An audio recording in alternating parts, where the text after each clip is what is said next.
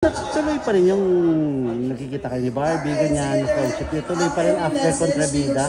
Kasi baka isipin ng iba, para promo sa Kontrabida yung nakikita sa inyong dalawa.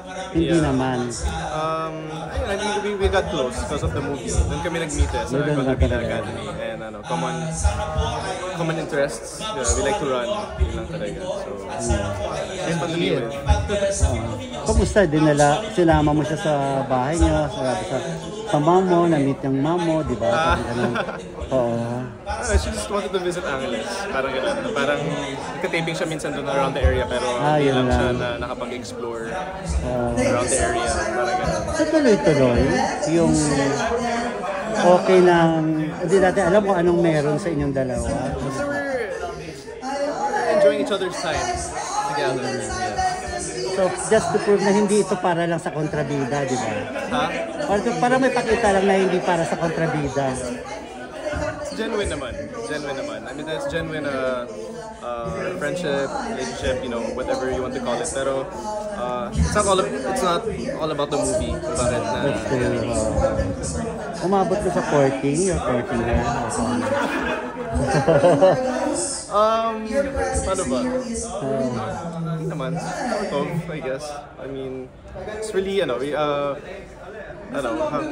ko sabihin? Or getting to know stage? Yeah, parang very early stage kasi syempre, we just met the movie. So parang really wanna take our time to get to know each other on a deeper level. How do you find her? Habang tumatagal, okay yung pagkakakilala mo sa kanya? I respect her. She's very professional. That's what I look up to her. Nung first impression ko sa kanya. And she's very respectful, mabait siya, and very talented. Alam natin yan, nakita natin yan sa movie.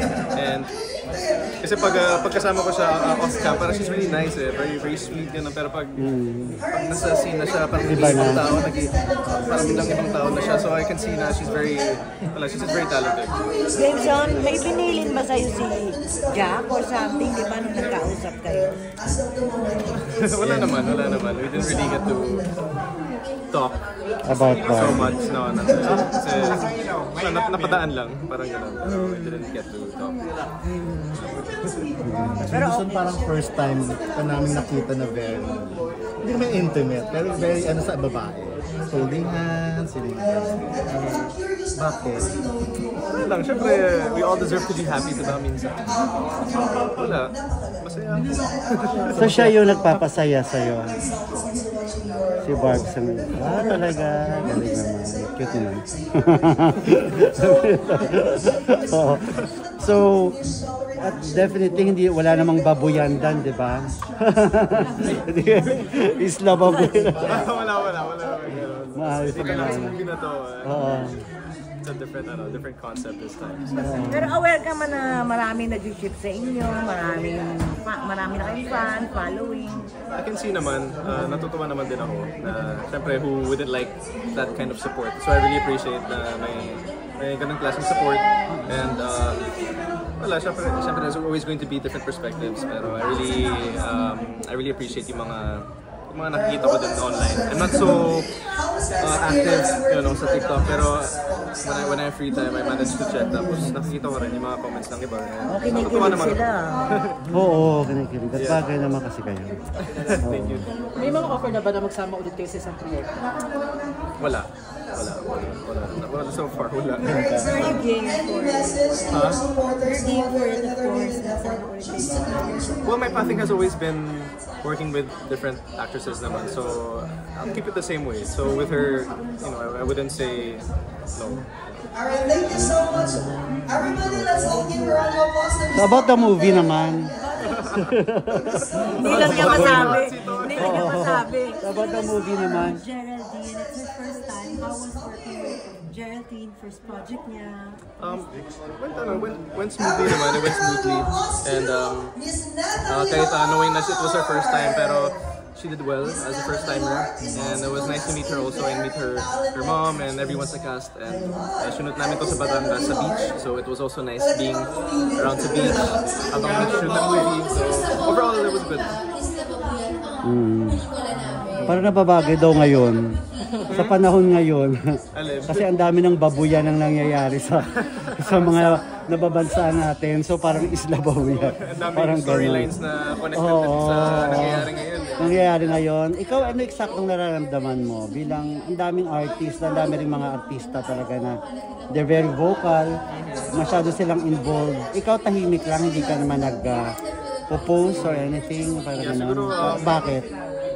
Siguro it's just my own choice to not be so vocal about anything controversial naman. Pero of course I have my own views naman. Hindi lang ako na I'm just not so I'm not being an advocate about it siguro because I really see how toxic it can be online. So I just leave it to them. Pero at the same time, if I feel na there has to be something spoken about, you know, I will speak about it if I have to. But you're disappointed. Nandun din yung disappointment na May galit nararamdaman. ka rin ba? May galit ka rin? Nagbabayad ka rin ng tax, di ba? Yes, of course. Yes, of course. I mean, I feel the same how everybody feels right now. Honestly, but I'm not happy. Syempre, we all deserve something better. Lahat tayo. Yun, we're all on the same page. Then I feel how frustrating it can be. You know, as syempre tayo, we wake up early in the morning, trying to survive, diba? So we all just want to live in a healthy environment talaga. Okay. Thank you. Ako rin ako. Thank you, Jen. Thank you so much, bro. Very sweet lang. Sige, ito naman yung question. Yes, sure. If you were to describe the movie, Anong sinanong niyo kayo? Ay, ako. shocking. Sa mga nakatrans daw yung mga actors, yun daw una na comment ng MTRCB. Okay, kaya siguro medyo natagalan. Pero I'm happy na finally we're all going to be able to watch the movie. Pero gaano ka daring? Gaano kayo ni Geraldine dito? Sakto lang naman, di naman Okay lang, super hindi. daring. Siyempre, Geraldine's a new actress din. So, siyempre, ayoko din na parang biglaan siya or something, bigla siya parang gano'n. Pero so based on the script naman, it was handled well. Maganda rin yung storyline namin together. Last year pa natapos tong movie, di ba? Last year pa na. Siguro hindi naman kayo magpapa-intriga dito ni Geraldine. Kasi baka Hindi naman. parang nandun pa rin naman yung Barbie, di ba? Yeah, hindi naman wala. Wholesome naman to. Nasa wholesome side pa rin naman to. Siyempre, things can be chaotic. So, one book I'd recommend is Untethered Soul. So it's something, have you read that? I don't know. Pero, yun, it's just about spirituality, how to reconnect to your center. So, yun, I think it helps me become a better person eventually. It helps you take control of everything, with the mess that goes around every day. Even with your busy schedule, you really try to make time to read pa din. I try, pero right now Busy I'm actually talaga. I'm back in school also. Ano pa? Yeah, back in school na. So, ang daming info din eh. So, kailangan i-balance din. Hirap din eh. Overwhelmed info. Yeah, I'm taking up a business operation. Thank you, Jason. Thank you.